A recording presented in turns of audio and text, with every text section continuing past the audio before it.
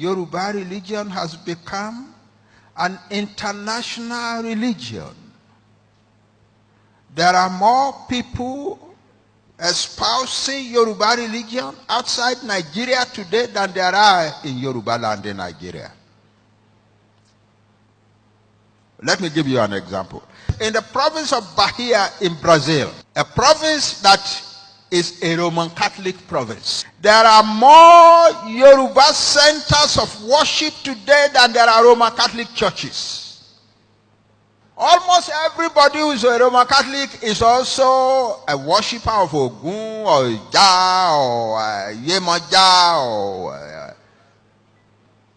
or Oshun and so on. And Yoruba religion is spreading in the world. A professor of comparative religions wrote a book a few years ago. The title of his book, The 8 Leading Religions That Rule the World. And in order of strength in the world, number of people, power, influence, and so on. Yoruba religion is the 6th of the 8. And that's the only religion from Africa that is an international religion. Okay, so here we are. We have built all these great things, but we don't know how to handle politics somehow. Because when we start fighting among ourselves, we just keep fighting.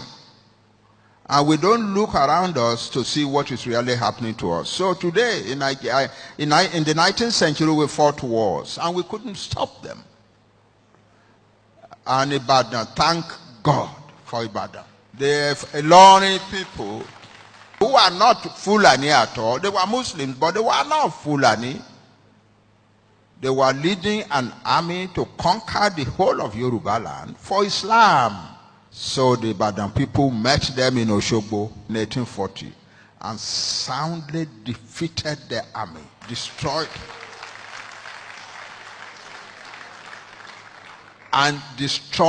their cavalry, and took captive the leading officers of the army, who incidentally were all Yoruba.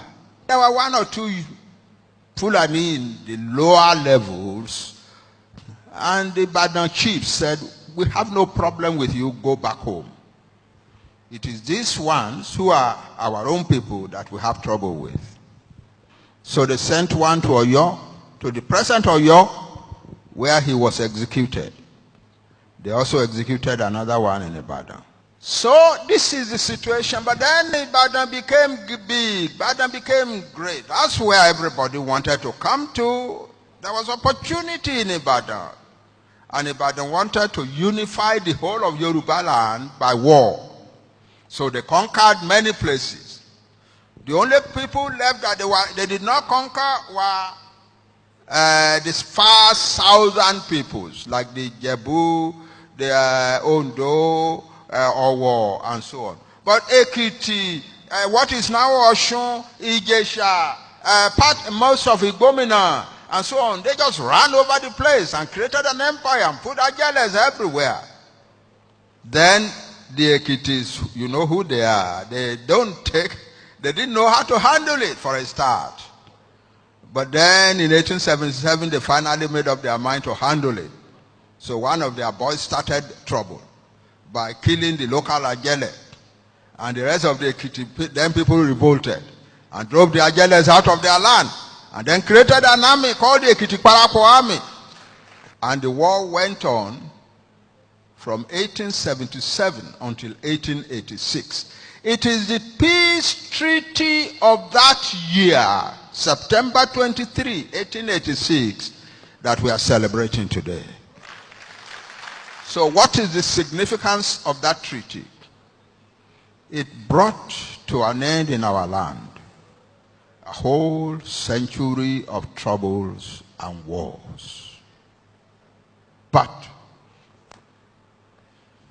here is another angle that you may not have heard before. As of that time, the British and the French and so on were already interested in empires in Africa.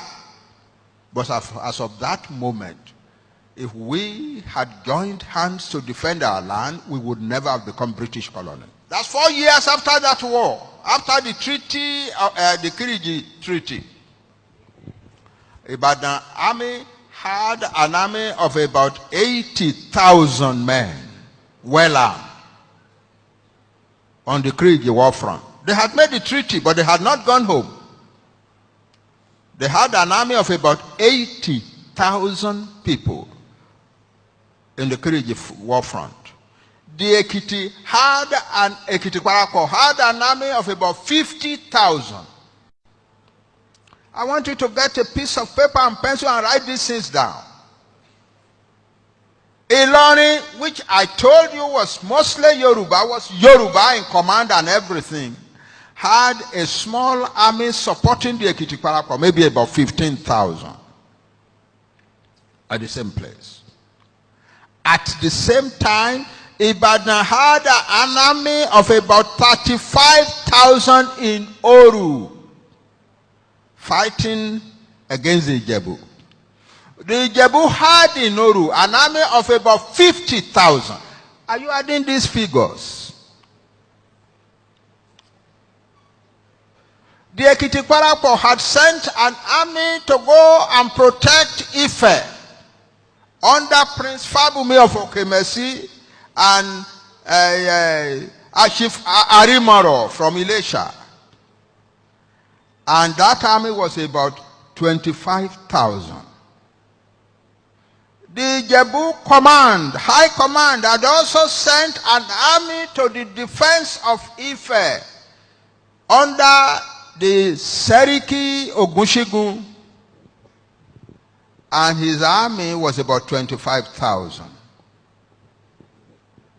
If we had put all of that together and we had said no white man enters our land, no white man would have entered our land.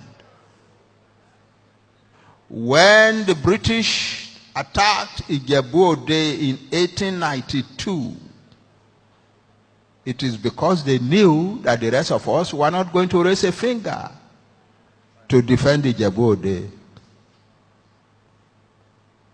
That's the lesson from Kiriji, from the 19th century, from the wars of the 19th century, from the strength that we built in the 19th century, from our whole history.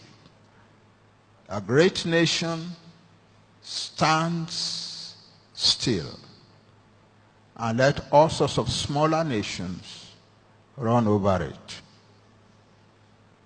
It is time that we began to take control of our lives.